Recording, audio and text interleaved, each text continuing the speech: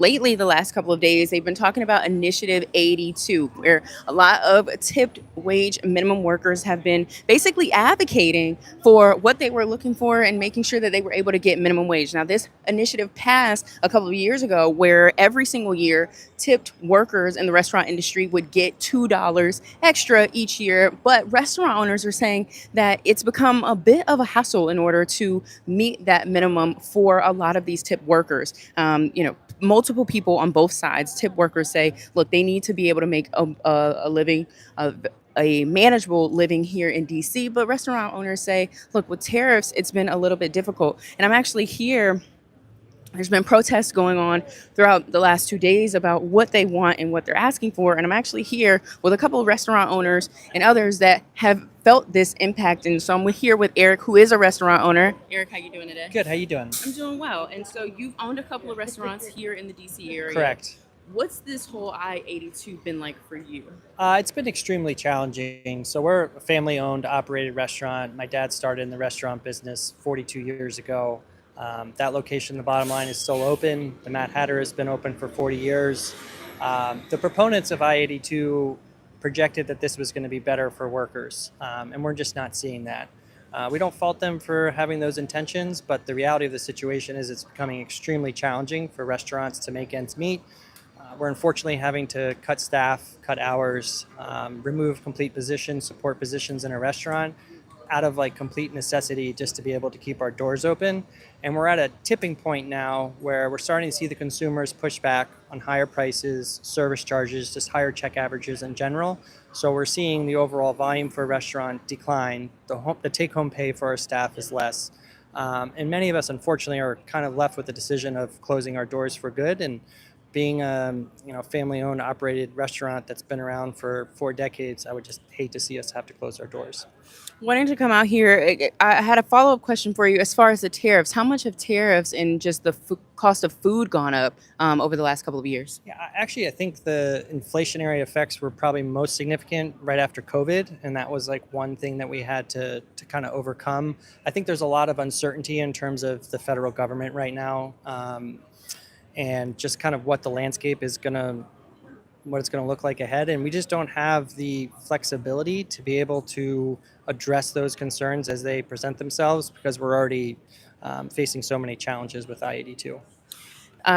The council voted yesterday 8-4 to pause the increase that most tip workers were going to receive, that $2 increase. However, some council members say that a lot of those tip workers are depending on that increase in order to survive, to pay their rent and things like that. So what do you say to some of those tip workers who may be facing some of those challenges? I think actually talk to people that work in DC restaurants. A lot of the proponents that are speaking on the other side aren't locally based. It's a national firm. A lot of those people that are protesting are not actually DC employees. So I think it's important to listen to both sides, listen to actual DC workers that are going to present today in the council, and use that data, the real life data of what people are saying and how it's affecting them. Eric, and I'm also here with the organizer who's been helping put all of this together. What's your name? Valerie Torres. And Valerie, why was it important to put this together for restaurant owners? I mean, we've kind of seen both sides, but for you, what was your perspective? This was really a rally that was run and organized by us workers. We feel that we are collaborating with ownership, but really it is worker driven. The hearing that happened in January that started this conversation with Anita Bonds, Councilmember Bonds' committee, that was organized by workers. And I think it's really important to hear our voices because our voices are drowned out by the activists, by people who do not work or live in the city. And we wanted to make sure that our voices are being heard because our voices tend to be muffled when it comes to issues that actually we are the ones who are most impacted.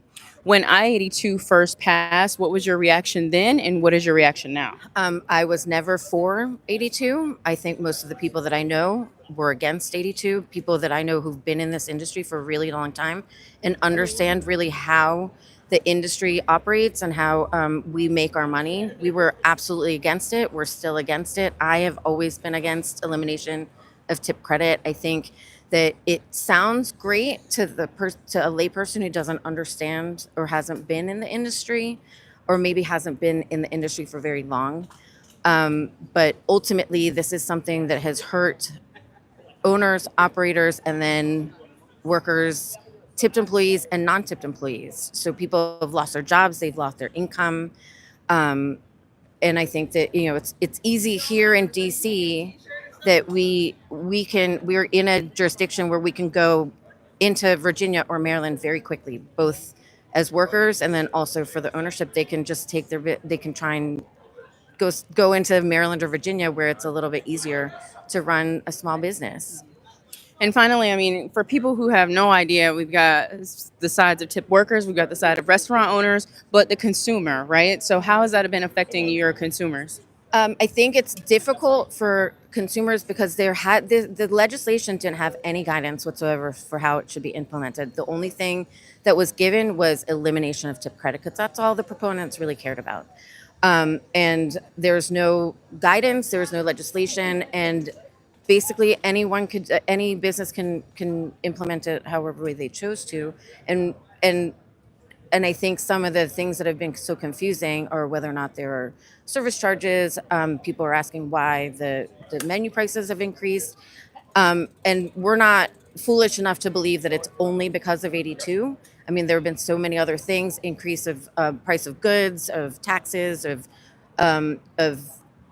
rent, and then also with everything that's happening with federal government here. I mean, those are all pretty significant factors. But the one thing that the council and that the mayor can really address immediately is removing 82 and letting us please make our money the way that we've been able to make it in the past.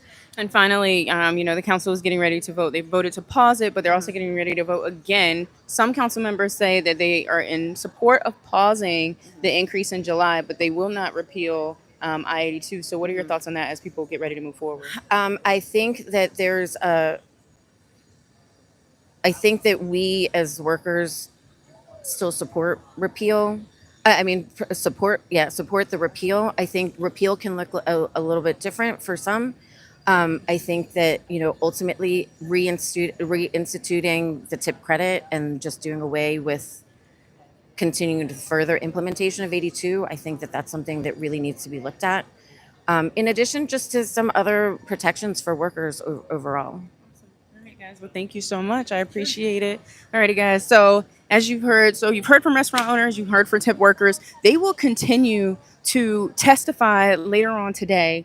Tip workers are going to take to the stand and testify about what they've actually been going through. And we'll see a little bit more of that. We'll continue to follow that story both on our digital platforms and throughout our broadcast. But as you can see, a lot of it's kind of died down a little bit now, but DC council members have said some of them are in support, some of them are not. And so yesterday they voted 8-4 to pause those tipped wage increases that were supposed to be $2 extra. And a lot of people were banking on that. But again, restaurant owners, as you just heard from, say that this has been very, very difficult for them. And so we are going to make sure that you guys stay abreast, and we'll continue to bring you updates as everything continues.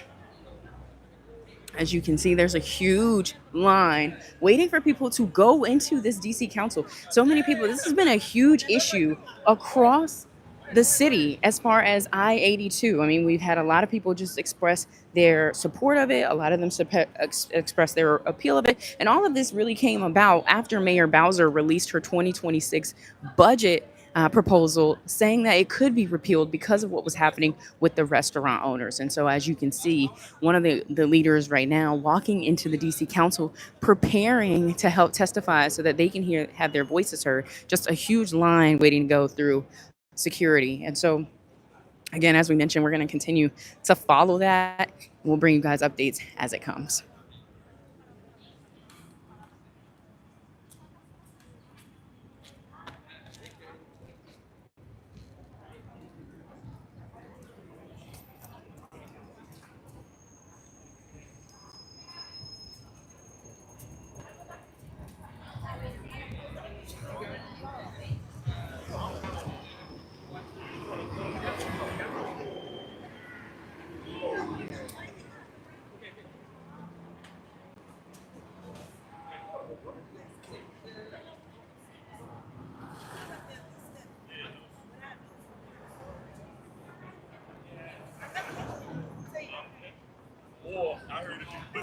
Okay, guys, so if you're just tuning in, lots of people getting ready to line up to go into DC Council as they get ready to testify during a public hearing about I-82 and the possibility of it being repealed. And so all of this came about after Mayor Bowser initiated her 2026 proposal budget, which could have repealed I-82, which pretty much helped tip workers, giving them a higher minimum wage. And so in July, they were expecting a $2 increase. However, DC Council yesterday implemented a proposal, an emergency budget proposal, saying that they were willing to pause that, and that council voted 8-4 to pause the wage increase, which pretty much gave a lot of restaurant owners a break from that.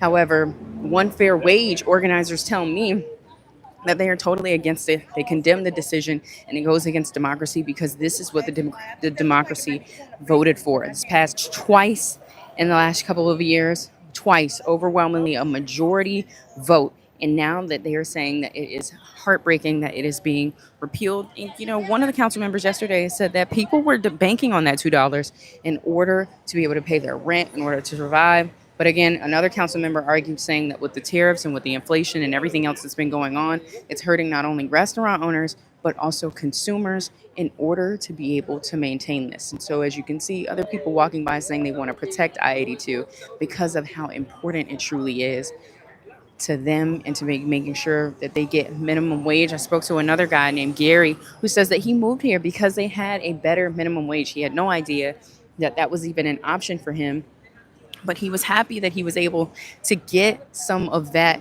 to be able to have an affordable lifestyle here in DC. But now that that's going away, he says he just doesn't know how he's going to be able to make it with the recent decision from the DC Council. So now that the DC Council has voted to pause the minimum wage increase of $2 starting in July, they will now vote later on whether they are going to protect or repeal I-82 altogether. And to also add, a lot of restaurants that have closed in DC over the last couple of months have cited that the reason why they're closing is because of I-82. And of course, 7 News is going to continue to follow this story as we bring you updates on whether we'll protect or DC will repeal I-82.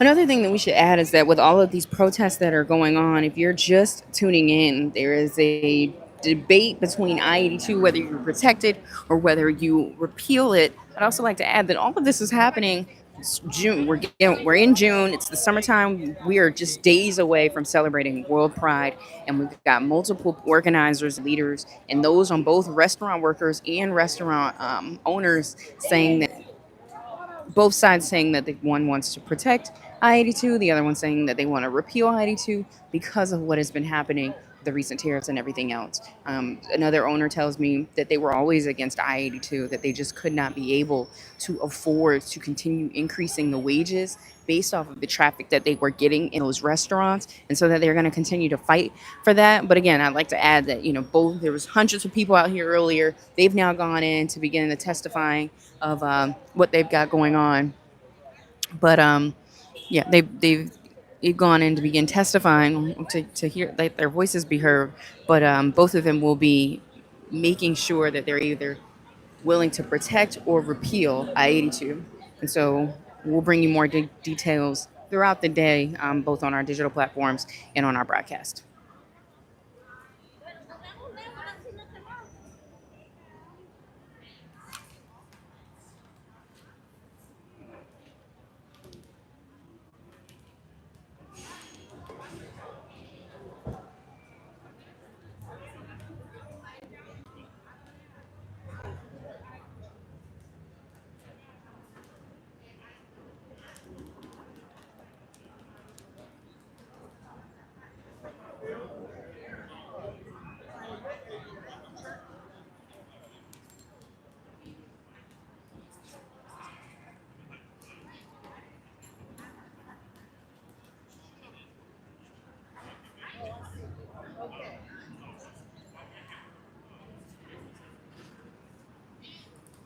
Hi, excuse me. Are you a restaurant worker?